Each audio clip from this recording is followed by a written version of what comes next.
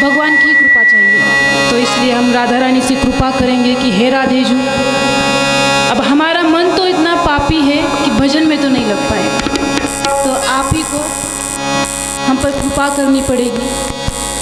हमें ऐसी कृपा कर दो कि हम भजन में लग पाए, ताकि हम आपका भजन कर सकें, क्योंकि हम भजन करने के लायक तो है पर हमारा मन उतना लायक नहीं है।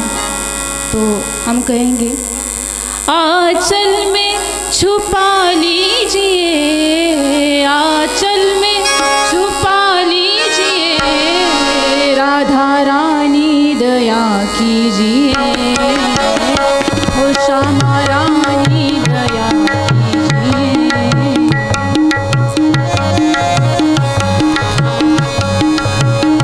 राधा रानी दया कीजिए, राधा रानी दया कीजिए। अपने आंचल में छुपा लीजिए, राधा रानी दया कीजिए।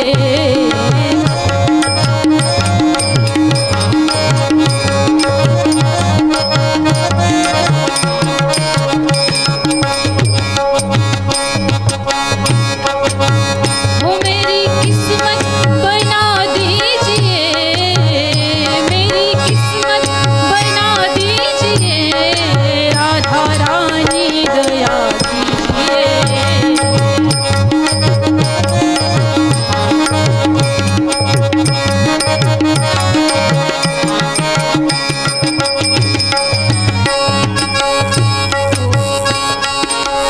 तो राधा रानी कहती है भक्त से, मैं तुझ पर कृपा करूंगी तो क्यों करूं, तुझ में ऐसा गुण क्या है, क्योंकि इंसान मनुष्य अवगुणों से भरा है।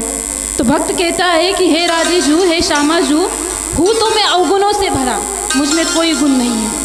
मैं हूँ तो अवगुणों से भरा, मुझ में कोई गुण नहीं है। तेरी भक्ति में लग पाऊँ ऐसा गुण तो मेरे पास नहीं है। पर हे राधे जू, मेरा जीवन जैसे आज तक व्यर्थ गया है, वैसे ही आज भी व्यर्थ चला जाएगा। जैसे 84 लाख योनियों से भटकते भटकते मैं मनुष्य जन्म में आया हूँ, वैसे ही न जाने कितने जन्म मुझे भटकना पड़ेगा। अगर तूने इस जन्म में भी मुझ पर कृपा नहीं की तो हे राधे जू, मेरा जीवन ये भी व्यर्थ चला जाएगा। तो भक्त कहता है पहले भी व्यर्थ हुआ कई बार मेरा जीवन, पहले भी व्यर्थ हुआ कई बार मेरा जीवन, मैं तोड़ नहीं पाया मोह माया का बंधन, मैं तोड़ नहीं पाया मोह माया का बंधन।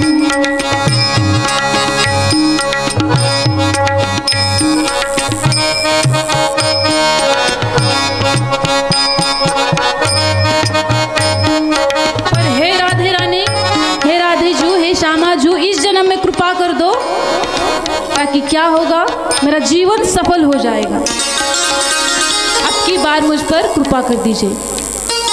तो राधा रानी कहती है ठीक है, मैं तुझ पर कृपा करूंगी, तूने इतना कहा मुझसे, मैं तुझ पर कृपा कर दूंगी। चल ठीक है, पर एक बात बताती हूँ, मेरा हृदय है बरसाना, मैं रहती हूँ वृंदावन में और इसे छोड़कर मैं कहीं नहीं जाती। तो मैं तुझ तक कृपा करने के लिए मैं तुझ तक कैसे पहुँचूं? तो भक्त कहता है कि हे राधे जी, हे श्यामा जी, मैंने इतना भजन तो नहीं किया कि आपको बुला सकूं, पर फिर भी मैं कहता हूँ आपसे, पलकों के सिंहासन पर मैंने तुमको बिठाया है, पलकों के सिंहासन पर मैंने तुमको बिठाया है, इस मन के अंदर ही बरसाना बनाया है, इस मन के अंदर ही बरसाना बनाया है।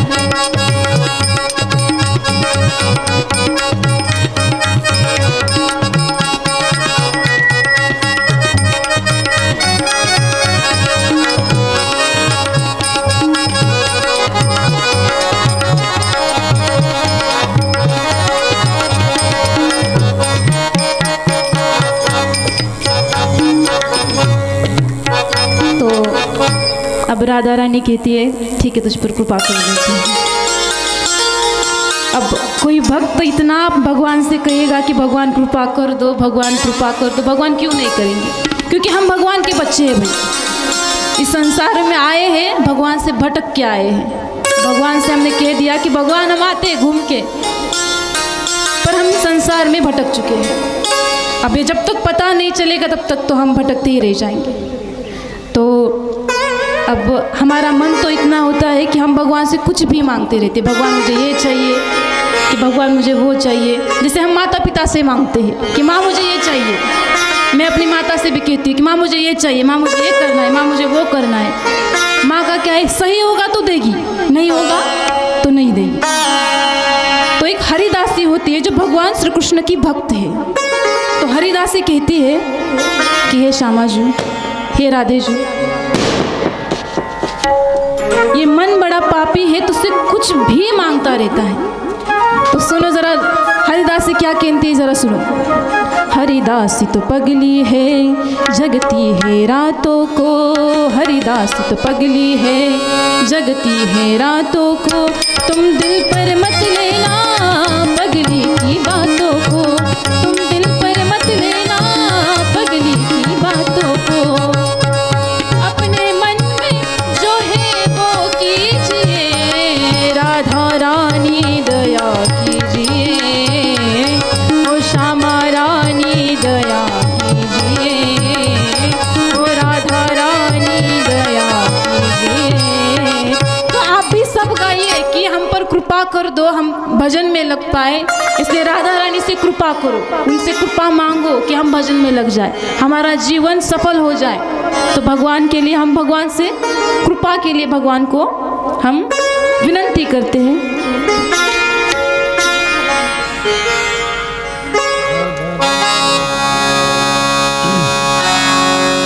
राधा रानी कृपा कीजिए, राधा रानी कृपा कीजिए,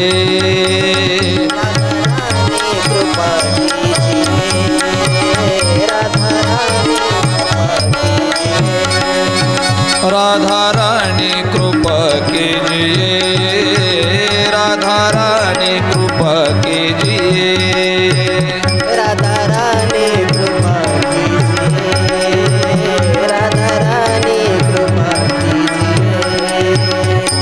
श्री राधे गोविंद भज मन श्री राधे,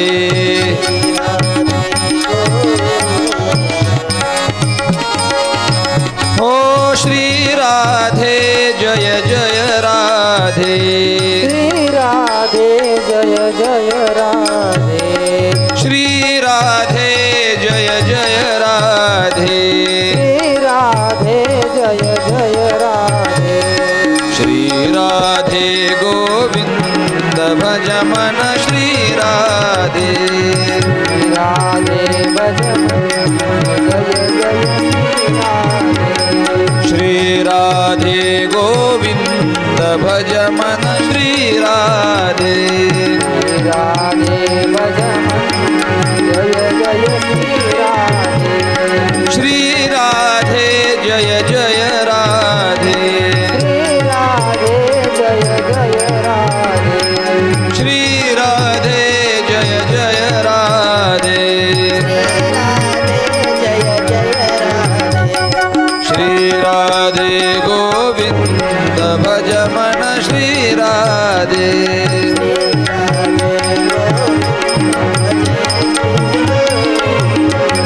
श्री राधे गोविंद भज मन श्री राधे,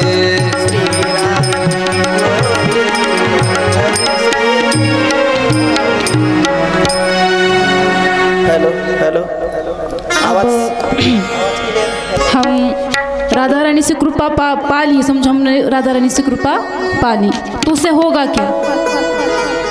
तो जो हमारी नैया है जीवन, वो सफल हो जाएगा।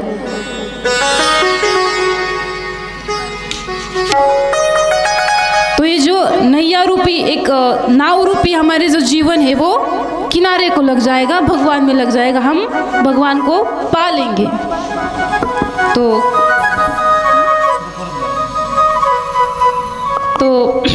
हमारी जो नैया है वो भगवान पार कर दें। तो हम गाते हैं कि तेरी पार करेंगे नैया, भज कृष्ण कन्हैया। तेरी पार करेंगे नैया, भज कृष्ण कन्हैया। तेरी पार करेंगे नैया, भज कृष्ण कन्हैया।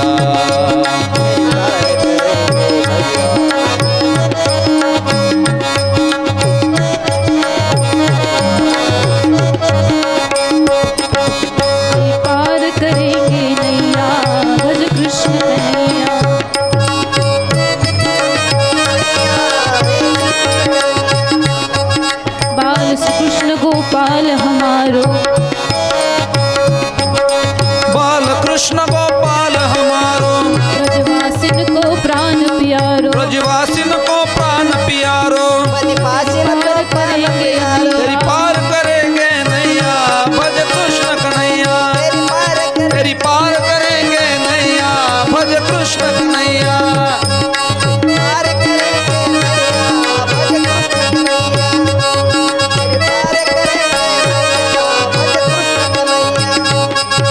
ग्वाल बाल संग धेनु चरावे, लूट लूट दधी माखन खावे। माखन चोर कन्हैया, भज कृष्ण कन्हैया। तेरी पार करेंगे नैया, भज कृष्ण कन्हैया। गोपिन के संग रास रचायो, कामदेव यानी मार भगायो। तेरी पार करेंगे नैया, भज कृष्ण कन्हैया।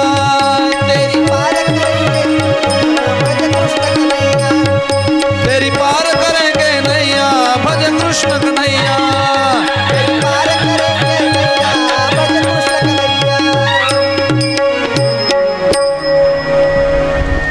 तो हम अभी कथा को आरंभ करते हैं।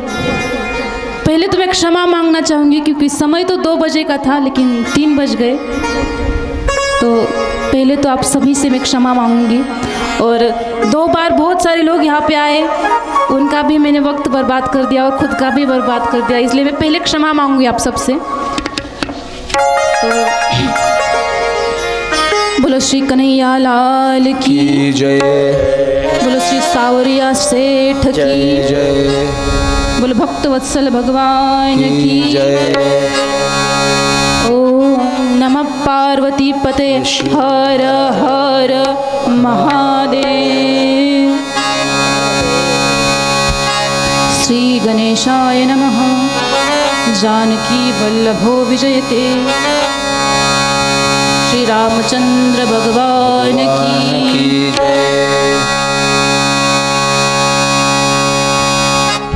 ब्रज त्यज के मैं कहीं नहीं जाऊं, ब्रज त्यज के मैं कहीं नहीं जाऊं।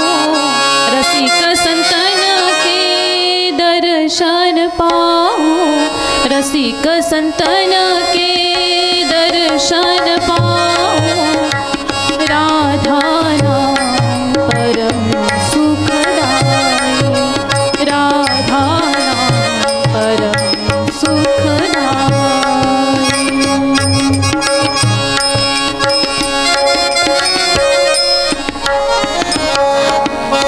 श्री कृष्णाय वासुदेवाय हरये परमात्मने प्रणतक्लेशनाशाय गोविन्दाय नमो नमः।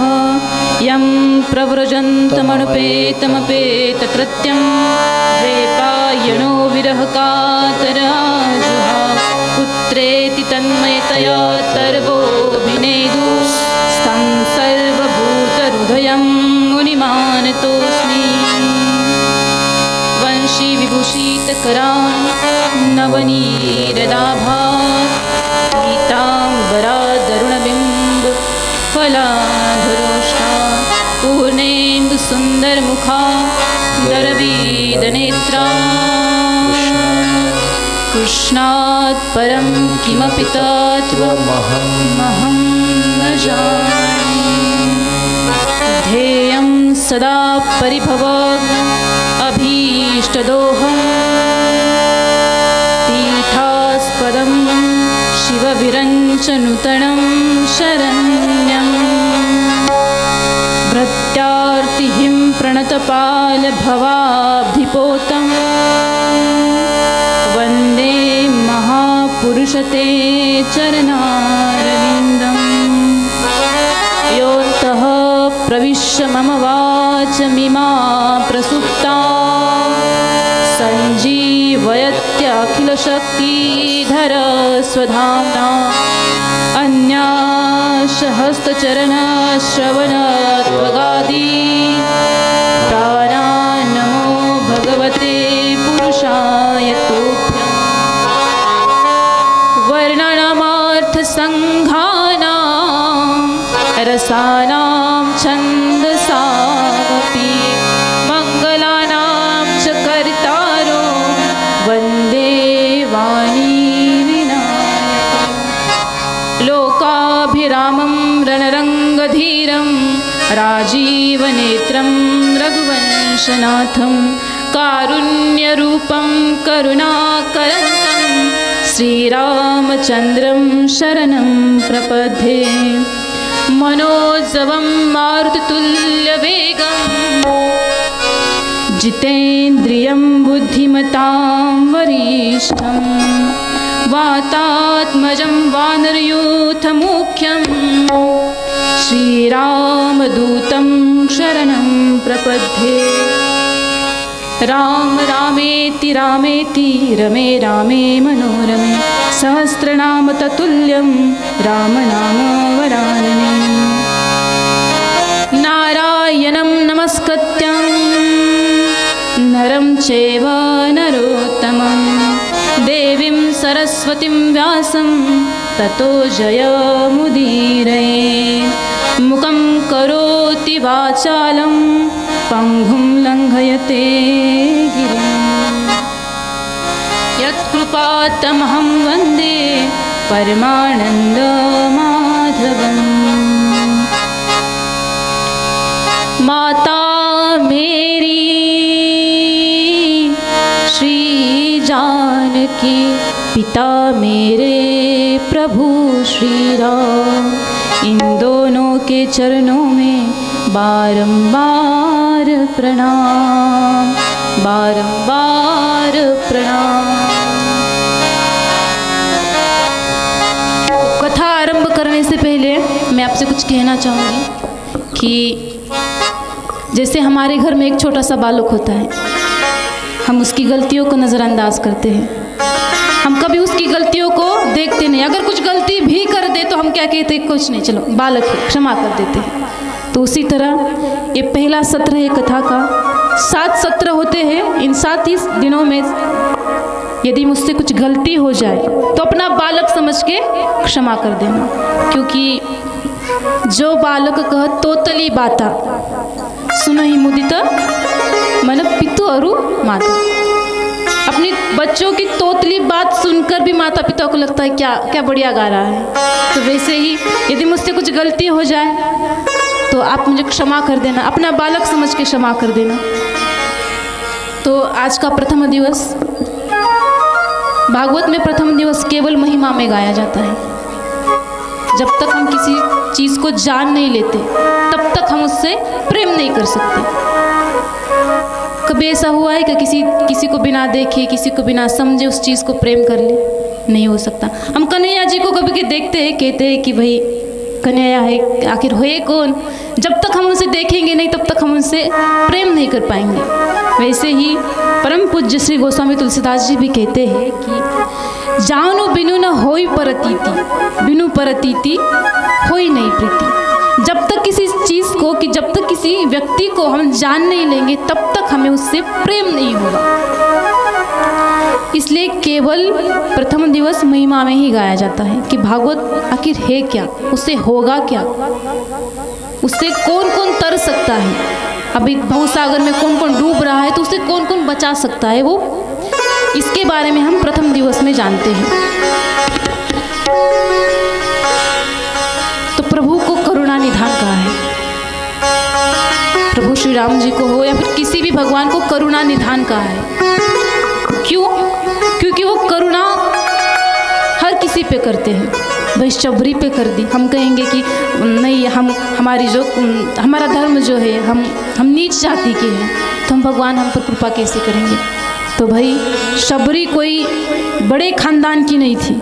हाँ, शबरी का पहला जन्म जो था वो एक राजा की पत्नी थी, एक राजा की पत्नी थी। जब उस रानी को मतलब माता शबरी को उसके पूर्व जन्म में पता चला कि राज्य में संत लोग आए हैं, तो हमें उनके दर्शन करने जाना चाहिए। तो शबरी माता गई, जाने लगी। जैसे ही महल का दरवाज़ा लांघती, पीछे से राजा ने आवाज़ दिया, रुको, तुम एक राजा की पत्नी हो, तुम्हें ढक के जाना चाहिए। तो रानी ने घूंघट लिया, रथ में बैठी, गांव में तो गई पर संत के दर्शन नहीं हो पाए। क्यों? क्योंकि पालकी में थी, दर्शन कैसे हो पाते? भाई राजा की पत्नी है, नीचे कैसे उतरेगी? माता शबरी सोचने लगी, कितना पापी जीवन है मेरा कि मैं संतों के दर्शन नहीं कर पा रही। एक राजा की पत्नी हूं तो इसका मतलब ये तो नहीं कि मैं संतों का दर्शन ना कर पाऊं। पालकी जिन लोगों ने उठाई थी, उन लोगों से कहा, सैनिकों से कहा कि भाई मैं नदी में अपने पैरों को धोना चाहती हूँ, स्नान करना चाहती हूँ। तो दास दासी आई, दासियों ने घेर लिया चारों ओर से और नीचे उतरे। शबरी माता उतरी नीचे। अब रानी थी तब तो नदी में उतरी और जल हाथ में लिया और सूर्य भगवान को प्रार्थना करने लगी कि हे भगवान, मैं इतनी पापी हूँ कि राजा की पत्नी हूँ। तो राजा ने कहा है कि पालकी से नीचे मत उतरना, कि हे भगवान मुझ पर कृपा करना कि अगला जन्म मुझे किसी नीच जाति में देना, पर राजा की पत्नी मत देना, क्योंकि राजा की पत्नी हूँ तो इसी वजह से तुम्हें भगवान के दर्शन नहीं कर पा रही। जैसे ही जल छोड़ा नदी में हाथों में से, उसी क्षण वो रानी अपने शरीर को त्याग देती है, अपना देह त्याग देती है और उसका अगला जन्म होता है माता शबरी, भिलनी, जो कि नीच जाति मानी जाती है, एकदम नीच। तो उसे वहाँ पर उनका जन्म हुआ। तो थोड़ी सी ही बड़ी हुई थी, 10-12 साल की होगी। तो पहले बच्चियों की शादी जल्दी कराते थे, तो माता शबरी की भी शादी कराने के लिए उनके माता पिता ने बहुत सारे प्राणियों को इकट्ठा किया, क्योंकि पहले शादियों में बहुत सारे प्राणियों को मारा जाता था। शबरी माता, छोटी सी नन्ही सी शबरी माता आई और कहा कि माँ ये प्राणी क्यों लाए माँ? तब शबरी माता से उनकी माता कहती कि बेटी तेरा विवाह है, उसके लिए ये जो प्राणी है इन्हें काट कर इनका भोजन बनाया जाएगा और तेरे विवाह में इसी का भोजन बनाया जाएगा। शबरी माता रोने लगी, कहने लगी कि माँ मेरी शादी में इतने लोगों की हत्या की जाएगी, क्या ये पाप नहीं लगेगा मुझे? क्या मेरा जीवन सफल होगा? क्या भगवान मुझ पर कृपा करेंगे? माँ ने कहा तू अभी छोटी है, तुझे समझ नहीं आएगा। नन्ही से शबरी माता रोते रोते घर के अंदर गई, कुटिया के अंदर गई, रोने लगी। रात में ठान लिया कि अगर इतने पाप मेरे मस्तक पर फूटने वाले तो इससे अच्छा है कि मैं रात में ही भाग जाती हूँ। रात में, आधी रात में शबरी माता उठी, सभी प्राणियों को छोड़ दिया और कहा कि भागो, और खुद भी भाग गई। तो भाग के जंगल में गई। जंगल में ऋषियों की सेवा करने लगी। अब ऋषियों की सेवा करेगी तो उसने सोचा कि भगवान दर्शन देंगे, पर फिर मन में आया कि मैं एक नीच जाति की हूँ, मैं शबर जाति की हूँ, क्या संत मेरी सेवा स्वीकार करेंगे? कि नीच जाति है, क्या संत मेरी सेवा स्वीकार करेंगे? ये सोचते सोचते उसके मन में आया कि अब मैं संतों की सेवा जो है मैं छुप के करूँगी। तो शबरी माता सुबह ही लकड़ियाँ लाके आश्रम के बाहर रखती, रास्ता साफ करती, ताकि संत जब नदी में स्नान करने जाए तो उन्हें कंकड़ ना चुभे, तो रास्ता साफ करती। तो ऐसे करते करते बहुत दिन बीत गए। तो के संतों ने सोचा कि भाई इतनी सेवा कौन कर रहा है, हम उनसे देखें तो सही कि ये सेवा कर कौन रहा है। अब इतनी सेवा कौन करेगा, तो कौन नहीं चाहेगा दर्शन करने के। तो संतों ने सोचा कि आज रात हम सोएंगे ही नहीं। अब जरा यार ध्यान देना कि शबरी माता इतनी कुरूप थी, इतनी कुरूप कि उसे दिन में कोई देखे तो डर जाए, रात के घने अंधेरे से भी काली। दिन में भी अगर कोई देखे तो डर जाए, और रात में अगर कोई देखे तो सिर्फ उसकी आंखें दिखे, इतनी काली। संतों ने देखा कि ये शबर जाति की है और इतनी कुरूप। तो संतों ने उनके गुरुजी से कहा कि हमें पाप लग गया, हमने शबर जाति की एक कन्या की सेवा स्वीकार कर ली, अब भगवान हमें कभी माफ नहीं करेंगे। तब उनके गुरु ने कहा कि इसके मन का भाव तो देखो, ये भले शबर जाति की है पर इसके मन का भाव तो देखो। आज तक किसी और एक गांव में किसी ने हमारी सेवा नहीं की, पर इस शबर जाति की इस कन्या ने हमारी सेवा की, इसका भाव देखो। तो उस गुरुवर ने माता शबरी को कहा कि शबरी बेटी, तू आज से आश्रम में ही रहना और आश्रम में रह के हमारी सेवा करना। अब शबरी माता थोड़ी बड़ी बड़ी होने लगी। जो गुरुजी थे उनके, जिन्होंने कहा था कि बेटी तू यहाँ पे आश्रम में रहना, तब समय तो बीता, समय का खेल होता है। गुरुजी की जाने का समय हो गया। गुरुजी ने कहा कि बेटी मेरा तो जाने का समय अब हो चुका है, पर मैं भगवान से मिलने में खुद जा रहा हूँ भगवान के पास। पर तू एक बात याद रखना, तुझे मैं एक मंत्र देता हूँ और वो है राम। तू ये राम नाम जपते हुए यहीं पर रहना, भगवान तुझसे मिलने स्वयं आएंगे। अब माता शबरी कौन थी? शबर जाति की, ना दिखने में अच्छी थी, ना खानदान अच्छा था, पर फिर भी भगवान दर्शन देने स्वयं आए। भगवान दर्शन देने स्वयं आए, और इतना ही नहीं, उसके झूठे बेर तक खा गए। तो हम ये तो नहीं कह सकते कि भगवान हमें दर्शन देंगे या फिर नहीं, क्योंकि भगवान जाति नहीं देखते, भगवान हमारा रूप नहीं देखते, भगवान हमारा ग्रेजुएशन नहीं देखते कि हम कितने पढ़े लिखे हैं, कि हम कितने ज्ञानी हैं। क्योंकि माता शबरी किसी कॉलेज में पढ़ने नहीं गई थी, माता शबरी दिखने में भी अच्छी नहीं थी, ऊंचे खानदान से भी नहीं थी, उसे दर्शन दे दिया। तो इसीलिए भगवान को करुणा निधान कहा जाता है, वो किसी पर भी कृपा कर देते हैं। तो अब हमारा मन पापी होता है, पर फिर भी हम सोचते हैं कि हम 7 दिन कथा सुनेंगे, तो उसका हमें पहले महिमा बता दो कि उससे होगा क्या।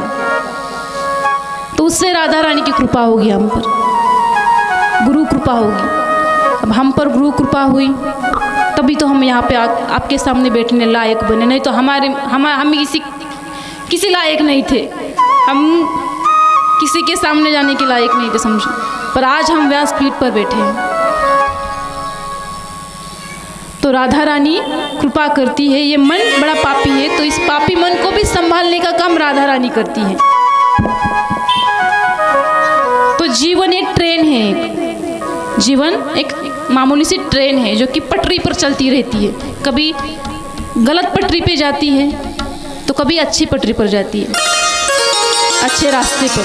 पटरी यानी रास्ता। तो मन को समझाना है कि तू अच्छी पटरी पर चल।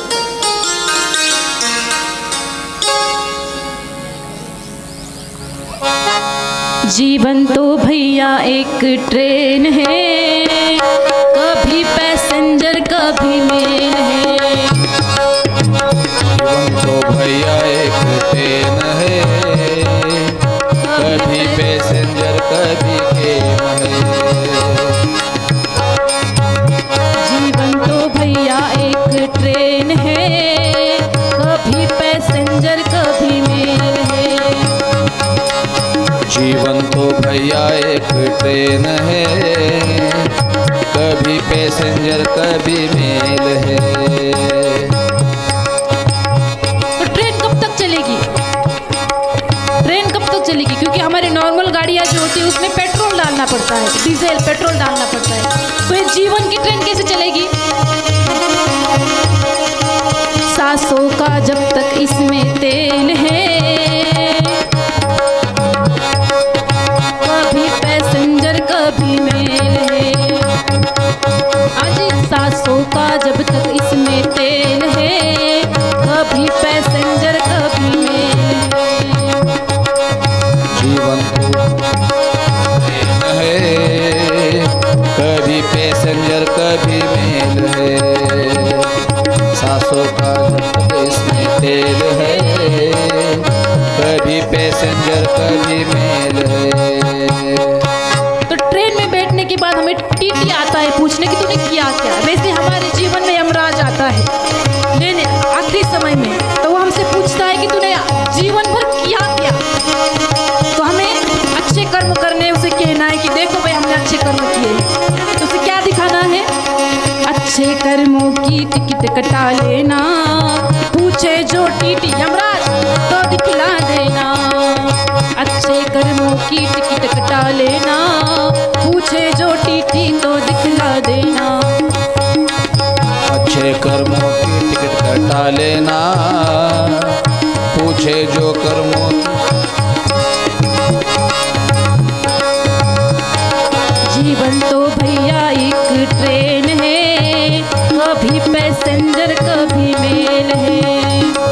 जीवन तो भैया एक ट्रेन है, कभी पैसेंजर कभी मेल है। जीवन तो भैया एक ट्रेन है, कभी पैसेंजर कभी मेल है। जीवन तो भैया एक ट्रेन है, कभी पैसेंजर कभी मेल है।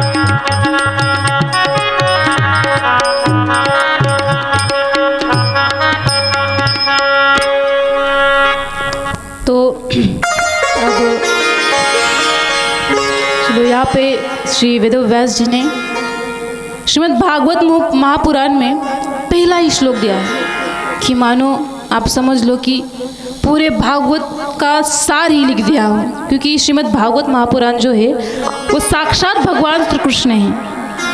जैसे विग्रह होता है पंच तत्वों का, पंचभूत तत्वों का, एक हम किसी मंदिर में जाते हैं तो एक पत्थर की मूर्ति होती है भगवान की, किसी मंदिर में जाएंगे तो पीतल की मूर्ति होती है, अष्टधातु की मूर्ति होती है। तो वैसे ही समझो कि ये शब्दों की मूर्ति है भगवान की, साक्षात शब्दों की मूर्ति। भगवान श्री कृष्ण की साक्षात शब्दों की मूर्ति है, इसलिए श्रीमद् भागवत महापुराण एक ग्रंथ ना होते हुए साक्षात भगवान श्री कृष्ण है। तो मानो भगवान श्री व्यास जी ने पहले ही श्लोक में कह दिया हो कि भाई ये भगवान श्री कृष्ण का अखंड एक वास है, इसमें एक घर ही समझो कि भगवान इसमें ही रहते हैं। वेदव्यास जी प्रथम श्लोक में ही कहते हैं सच्चिदानंद रूपाय विश्वोपत्यादि हेतवे तापत्रय विनाशाय श्री कृष्णाय वयं नमः। तो भगवान का इसमें वर्णन किया है कि भगवान है कैसे, भगवान करते क्या है, भगवान कैसे है भाई। भगवान सत्य है, भगवान चित्त है, भगवान आनंद है।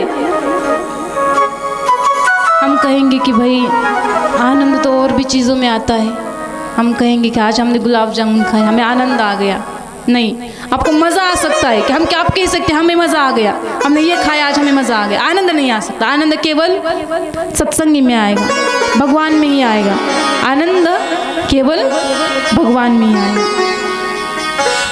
तो आनंद किस किस चीज़ में आता है? तो आनंद आता है कथा में, भगवान के कीर्तन में, भगवान के भजनों में और भगवान के नाम में। आनंद कुठे कुठे येतो? भगवंताच्या कीर्तनामध्ये, भगवंताच्या कथेमध्ये आनंद येतो। तर देव काय करतात? विश्वोपत्या ध्येतवे, जो परमात्मा संसाराला रचतो, जो जन्मदाता आहे, तोच परमात्मा वेळ आली तर त्याच सृष्टीचा संहार देखील तोच करतो। जन्म देणारा पण तोच आहे आणि मृत्युमुखी घेऊन जाणारा पण तोच आहे। तो हम कहेंगे कि भाई भगवान क्या करेंगे? तो फिर करेंगे क्या? उनका भजन करेंगे, हमें क्या मिलेगा? क्योंकि कलयुग में मनुष्य का एक स्वार्थ होता ही है। हर मनुष्य के मन में एक स्वार्थ रूपी एक कपट रहेगा कि हम ये करेंगे तो हमें मिलेगा क्या? हम कथा सुन रहे हैं, हमें मिलेगा क्या? हम भजन करेंगे, हमें मिलेगा क्या? जैसे कि हम किसी जॉब के लिए जाते हैं, अगर वहाँ पे हमें पता चले कि हमें वहाँ पे पैसे नहीं मिलने वाले, हम जाएंगे? बिल्कुल नहीं जाएंगे। क्या कहेंगे कि भाई पैसा ही नहीं मिला तो काय को जाए। तो कीर्तन में भी, भगवान के नाम स्मरण में भी हम यही सोचते हैं कि अगर हम भजन करेंगे तो हमें मिलेगा क्या? इसलिए परम पूज्य श्री गोस्वामी तुलसीदास जी भी कहते हैं,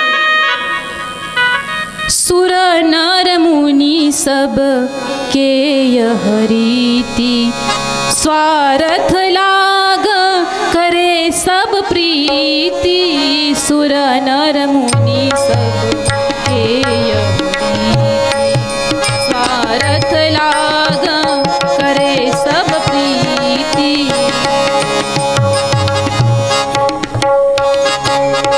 संसार केवल स्वार्थ से जुड़ता है। जिस दिन इस चेहरे पर की चमक निकल जाएगी उस दिन हमारे पास कोई नहीं आएगा। जिस दिन हमारी जेब, जब तक हमारी जेब गर्म होगी तब तक सब लोग आएंगे कि भाई राम राम सीताराम। जिस दिन जेब ठंडी हुई, जिस दिन चेहरे की चमक गई, उस दिन राम राम भी कोई नहीं कहेगा। ये संसार की रीति है, ये संसार का स्वभाव है। जब तक हमारे पास कुछ धन दौलत चमक होगी तब तक ही लोग हमारे पास आएंगे, हमसे पूछेंगे हमें कि भाई कैसे हो, क्या हाल में हो, कैसे चल रहा है। पर जिस दिन सब गया तो लोग भी गए। तो सब भगवान ही करते हैं। तो आप कहेंगे कि अब भगवान करेंगे क्या? अब स्वार्थ है तो आप अवश्य ही पूछेंगे कि भाई भगवान करेंगे क्या? तो भगवान हमारे सभी दुखों को दूर करेंगे। तो क्या करेंगे? आप कहोगे कि आखिर होगा क्या? तो यहाँ पे ऐसा कोई नहीं होगा जिसके जीवन में कोई ताप नहीं होगा। हमारे जीवन में 3 ताप होते हैं। कितने ताप? 3 ताप। कौन से? दैहिक, दैविक, भौतिक, 3 ताप होते हैं। इन तीनों तापों का नाश भगवान परमात्मा, भगवान श्री कृष्ण करते हैं। कब करेंगे? ऐसे बैठे बैठे करेंगे कि भाई नहीं भगवान है वही देख ले, क्या करना है वही सोच ले। तो ऐसा नहीं होगा। जब तक हम भगवान के भजन करेंगे तब तक ऐसा नहीं होगा। तो दैहिक ताप मतलब क्या है? तो दैहिक ताप मतलब जैसे हमें कभी कभी हो जाता है, सर्दी हो गई, कभी कभी बीपी लो हो जाता है, कभी कभी बीपी हाई भी हो जाता है। किसी चीज़ को देख लो बीपी हाई हो जाएगा। अगर मानो आप यहाँ पे बैठे हो तो आपके बीच में जो सांप आ जाएगा, आपका बीपी हाई हो जाएगा, भाई अब डस ना ले। तो ये क्या है? दैहिक ताप है। टेंशन भी लेते हैं हम, ये भी दैहिक में ही आता है। आजकल तो छोटे छोटे बच्चे भी कहते हैं कि भाई हमसे बात मत करो, हमें टेंशन है बहुत। अब बताओ इन्हें क्या टेंशन है? इन्हें कोई टेंशन है? अब खाना भोजन तो बनाती है माता जी, सामने जाकर रख भी देती है, अगर कभी कुछ हुआ तो मुंह में भी डालती है, बोले भाई खा। फिर भी बच्चे कहते हैं मन नहीं हमें टेंशन है, अभी नहीं कहीं काम पे जाना पड़ता है, भोजन बनाने के लिए जाना पड़ता है, नहीं, पर फिर भी कहते हैं कि भाई हमें टेंशन है। तो ये दैहिक ताप। अब दैविक ताप मतलब क्या है? जो कि देवताओं के द्वारा मिलता है। जैसे कि कभी कभी हम सोचते हैं की गावामध्ये वीज कडकते, कधी कधी गावाला पूर येतो, नदीमध्ये जो पूर येतो, तो जो ताप असतो तो देवतांद्वारे भेटलेला असतो। तो दुःख, ते दुःख म्हणजे दैविक ताप। आता भौतिक ताप म्हणजे काय? जैसे हम रास्ते से चल रहे हैं, पीछे से कुत्ता आ जाए भौंकते हुए और हमें काट ले, तो ये है भौतिक ताप। जो कि हमारे भीतर से, हमारे आसपास से हमें जो कष्ट मिलता है वो है भौतिक। सांप का काटना, भूत प्रेत जो होते हैं उनके द्वारा जो कष्ट मिलता है वो भी भौतिक ताप ही है। हम कहते हैं कि भाई हमें नज़र लग गई, हम पर किसी ने टोटका कर दिया, अब हम पता नहीं हमारे साथ क्या होगा। रास्ते में हमें कभी कभी कुछ दिखाई देता है, कोई नींबू डाल देता है, तो कोई भाई उसे लांघना मत, कहीं पीछे भूत ना लग जाए। ये जो भूत प्रेत होते हैं वो भी भौतिक तापों में ही आते हैं। तो इन तीन तापों का जो नाश है तो भगवान परमात्मा, भगवान श्री कृष्ण करते हैं। और जो कोई भगवान की कथा, श्रीमद् भागवत महापुराण की कथा, या फिर कोई भी हो, वो रामचरितमानस भी क्यों ना हो, वो भी 7 दिन तक, 9 दिन तक, जितना सप्ताह होता है, भागवत महापुराण की कथा 7 दिन की होती है। जो भी व्यक्ति इन 7 दिन की कथा को मनपूर्वक सुनेगा, तब तक हमें कोई संकट नहीं आएगा। ऐसा नहीं कि अब हम कहेंगे हमने कथा सुनी तो हमारे जीवन में ऐसा संकट क्यों आया, तो भाई हमने मन लगा के नहीं सुनते। हम सुनते तो है पर मन लगाते नहीं हैं, मन हमारा भाग रहा है कि भाई ये ऐसा कर रहा होगा, वहाँ पे वो ऐसा कर रहा होगा। जब तक हमारे मन को खींचते हुए कथा में नहीं लगाते, भगवान में नहीं लगाते, तब तक भगवान की कथा असर नहीं करेगी, तब तक तीनों तापों का नाश नहीं होगा। तो जो कोई 7 दिन की कथा मनपूर्वक सुनता है और सुनने के बाद उसका मनन भी करे, उसे याद भी करे कि आज कथा में सुना क्या है, तो उसे अवश्य भगवान परमात्मा की कृपा प्राप्त होती है। तो जो 3 तापों को नाश करने वाला भगवान परमात्मा है, उस भगवान परमात्मा, भगवान श्री कृष्ण को श्री वेद व्यास जी प्रणाम करते हैं। तो हम भी प्रणाम करते हैं कि साष्टांग दंडवत प्रणाम करते हैं, बेटे बेटे ये करो। तो कथा में अभी यहाँ पे संवाद आया है। सूत जी के गुरु सुखदेव भगवान, तो सूत जी प्रथमतः श्री सुखदेव भगवान को प्रणाम करते हैं, क्योंकि सुखदेव भगवान जो है वो महावैराग्य है, जिन्होंने जन्म लेते ही उन्हें वैराग्य प्राप्त हो गया था। जन्म लेते माँ के गर्भ से बाहर निकलते ही वो वैराग्य लेके जंगल में चले गए थे। हमारे जीवन में 16 संस्कार होते हैं। जो सर्वप्रथम संस्कार होता है नाल छेदन संस्कार, वो भी नाल भी गले में डाल के ही निकल पड़े। ऐसे भगवान श्री सुखदेव भगवान को हम प्रणाम करते हैं। यह कथा श्री सूत जी महाराज नैमिषारण्य में कर रहे हैं। नैमिषारण्य में क्यों? अभी पूरी सृष्टि है, पूरी पृथ्वी है, यहाँ पे कहीं पर भी कर सकते हैं, तो नैमिषारण्य में ही क्यों? क्योंकि यहाँ पे 28,000 ऋषि मुनि और उनके मुख्य थे श्री शौनक ऋषि। उन्हें एक यज्ञ करना था, भागवत का यज्ञ। तो अब वो चिंता में रहे कि भाई यज्ञ करे भी तो कहाँ करे। क्योंकि ऐसा पवित्र ठिकान उन्हें पता नहीं था। तो वो सभी मिलकर 28,000 श्री शौनक आदि ऋषि और वो सभी गए श्री ब्रह्मदेव के पास। ब्रह्मदेव से कहा कि भगवान प्रणाम, भगवान हम चाहते हैं कि यज्ञ करें, पर हमें कोई स्थान पवित्र सब पता नहीं, आप कृपा करके आप बता दीजिए। तो श्री ब्रह्मदेव कहते हैं ठीक है। ब्रह्मदेव ने एक चक्र छोड़ा, एक सुदर्शन चक्र छोड़ा और कहा कि ये चक्र जहाँ रुकेगा, इसकी नेमी जहाँ पड़ेगी वहाँ पे आप यज्ञ करना। तो भगवान श्री ब्रह्मदेव ने चक्र छोड़ दिया और वो चक्र जहाँ रुका, जिस अरण्य में रुका, जिस क्षेत्र में रुका और जहाँ पे उसकी नेमी त्याची सावली जिथं पडली ती त्या ठिकाणाचं नाव पडलं नैमिषारण्य। तिथे शौनक आदी ऋषी बसले आणि ते सर्व श्रोता आहेत आणि श्री सूतजी महाराज त्यांचे कथा वाचक, त्यांना कथा ऐकवण्यासाठी त्यांनी तिथं बसलेले आहेत।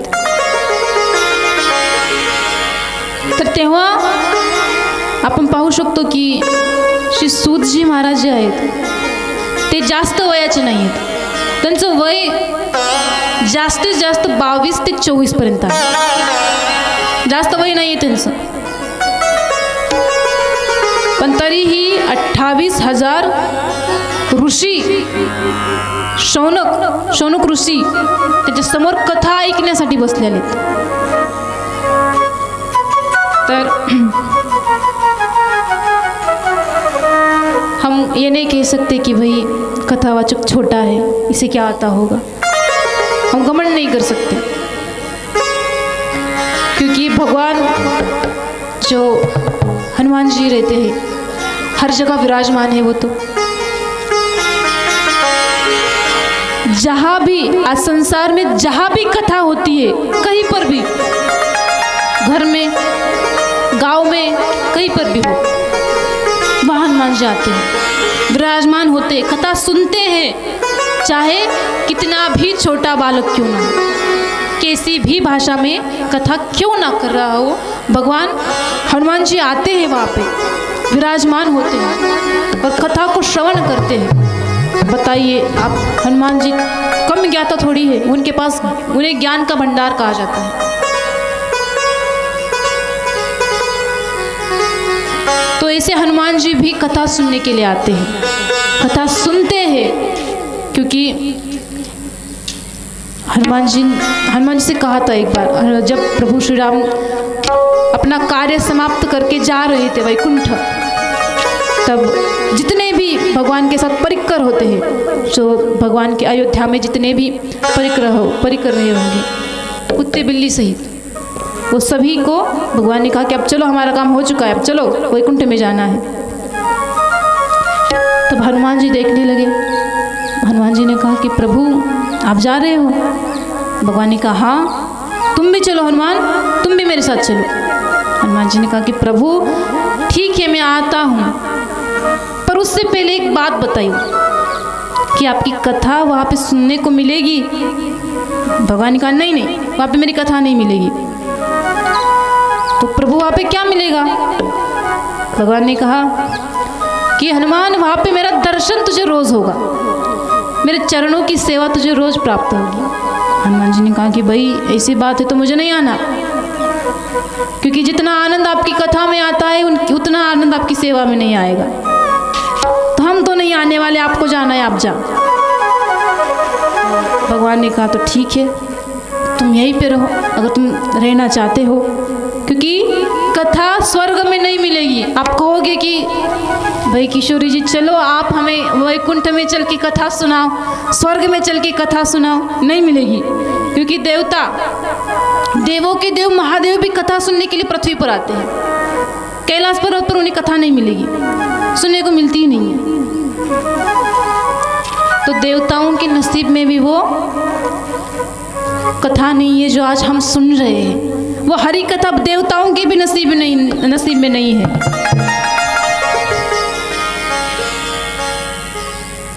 और प्रभु हनुमान जी रोज कथा सुनते हैं, जहाँ भी कथा हो रही हो वहाँ पे कथा सुनते हैं, हर कथा में वो विराजमान रहते हैं। और श्री गोस्वामी तुलसीदास जी ने भी कहा है कि हनुमान चालीसा में कि प्रभु चरित सुनबे को रसिया, राम लखन सीता मन बसिया। राम लखन सीता मन बसिया। ऐसे प्रभु हनुमान जी है तो उनसे ज्ञानी तो कोई नहीं है, हम भी नहीं है, आप भी नहीं है, संसार में कोई उनसे ज्ञाता, उनसे ज्ञानी नहीं है। क्योंकि उनसे ज़्यादा हम कहेंगे कि हमारे पास हनुमान जी से भी ज़्यादा ज्ञान है। नहीं, आपके पास उतना ज्ञान नहीं होगा, हमारे पास उतना ज्ञान नहीं होगा जितना हनुमान जी के पास है। पर फिर भी हम जैसे अज्ञानियों की कथा सुनने के लिए वो आते हैं। तोतली भाषा से जितना हम भगवान की स्तुति करते हैं वो भी सुनने के लिए वो आते हैं, चाहे कितनी भी गलतियाँ होती हो वो सुनते हैं, कहते चलो भाई बालक है। तो मैं कहती हूँ हमेशा कि हनुमान जी अब मुझसे गलती जो हो जाए वो गलती भी आप ही की है, हम भी तुम्हारे हैं, अच्छाई भी आप ही की है। तो अब आप देख लो कि आपके दास से क्या करवाना है क्या नहीं करवाना। मेरे गुरुजी ने कहा था कि बेटा, मेरे गुरुजी मुझे किशोरी कहते थे। मेरे गुरुजी ने कहा कि किशोरी तेरी कथा सुन के हुई है, अब तुझे संसार में कथा का प्रवचन करना है।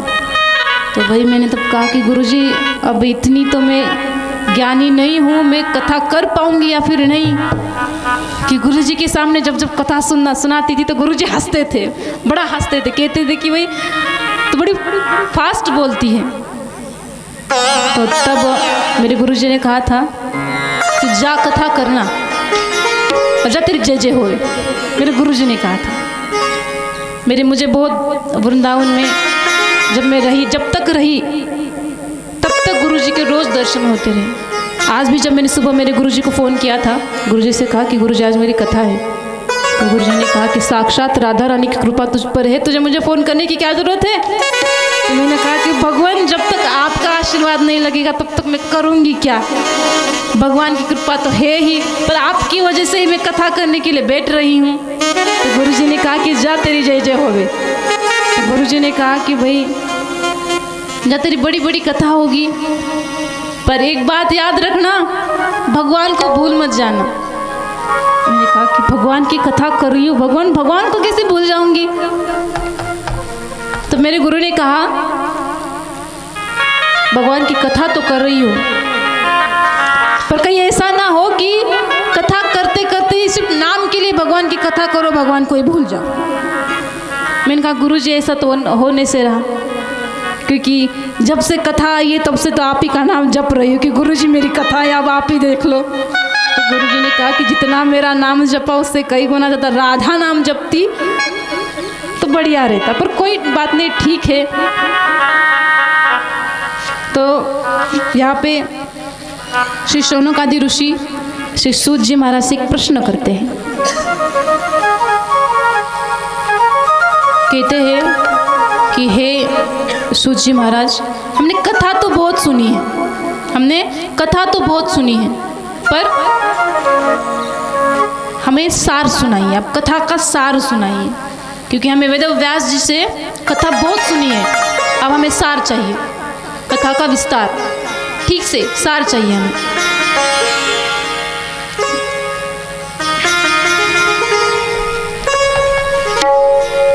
तो जिसे को कथा का अधिकार होता है तो वो कथा कहते भी है, सार भी सुनाते हैं। तो सूत जी कहते हैं कि देखो भाई, कथा तो सुनोगे पर अहंकार नहीं आना चाहिए। हमारे गुरुजी भी कहते थे कि तिमिर गयो रवि देख के, मोह गयो गुरु ज्ञान, कियो करायो सब गयो जब आवे अभिमान। जब अभिमान आएगा, कथा करोगे, कुछ प्राप्त करोगे, रेडियो से अभिमान आया तो जो मिला वो भी व्यर्थ चला जाएगा। तो शौनकादि ऋषि कहते हैं कि भगवान हमारे अंदर भी अहंकार है। कैसा अहंकार? अज्ञान रूपी अहंकार। हमें इतना ज्ञान नहीं है, ये अज्ञान रूपी जो अंधकार है उसे दूर करने के लिए कुछ हमें उपाय बताइए। इसलिए हमें कथा नहीं, कथा का सार सुनाइए। तो भगवान श्री सूत जी महाराज कहते हैं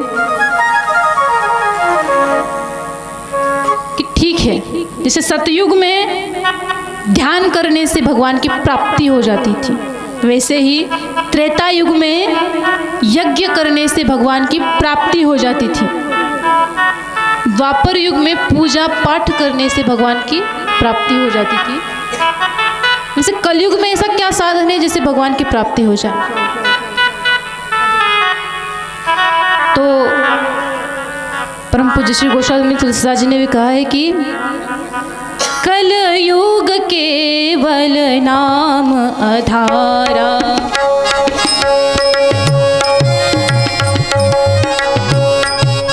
कलयुग केवल नाम आधारा, सुमिर सुमिर नर उतरहि पारा, कलयुग केवल नाम आधारा।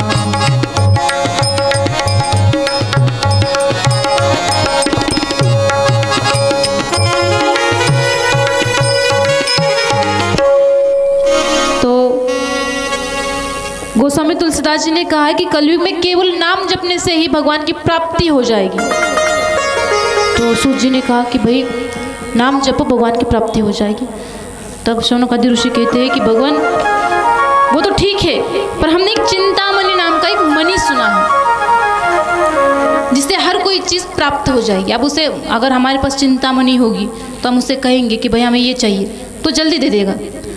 चिंतामणि से आप संसार की सारी सुख सुविधा मांग सकते हो। अगर चिंतामणि किसी के पास होगी और कोई कहेगा कि भाई मोदी को हटाओ और हमें बिठाओ, तो वो भी कर देगा, पर चिंतामणि इतनी जल्दी नहीं मिलने वाली। तो जैसे कल्प वृक्ष होता है, उससे स्वर्ग की प्राप्ति हो जाएगी, चिंतामणि से संसार के सुख मिल जाएंगे।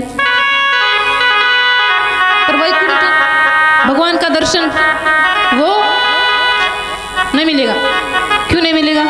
क्योंकि उसके लिए गुरु कृपा चाहिए, उसके लिए भगवान की कृपा चाहिए, उसके लिए राधा रानी की कृपा चाहिए, उसके लिए भगवान श्री कृष्ण की कृपा चाहिए। तभी हम भगवान को प्राप्त कर पाएंगे, तभी ही हम वैकुंठ जा पाएंगे। स्वर्ग में तो हर कोई चला जाएगा, कुछ पुण्य करके, दान पुण्य करके हम स्वर्ग में चले जा सकते कुछ, जब तक हमारा पुण्य का अल्बम रहेगा। जब तक हम पुण्य करेंगे, जितना पुण्य उतना समय हम स्वर्ग में बिताएंगे। जिस दिन पुण्य खत्म उस दिन स्वर्ग भी खत्म।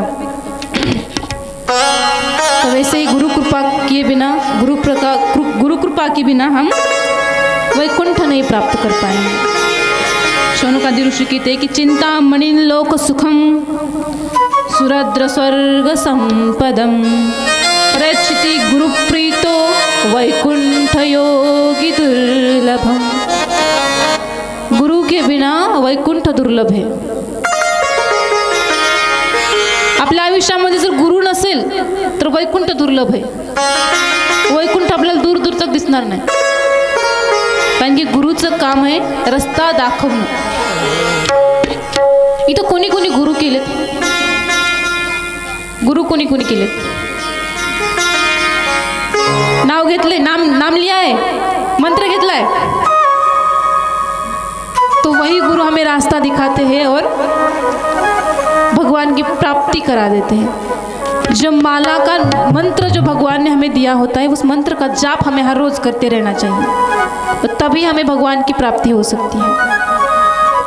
तो यहाँ पे कहा है कि गुरु के बिना वैकुंठ भी दुर्लभ है।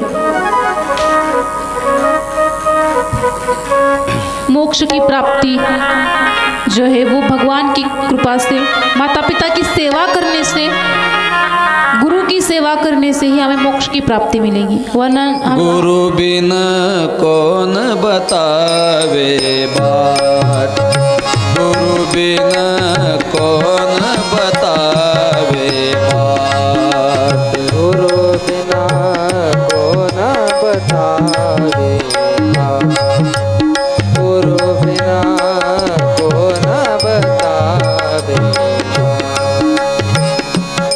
बड़ा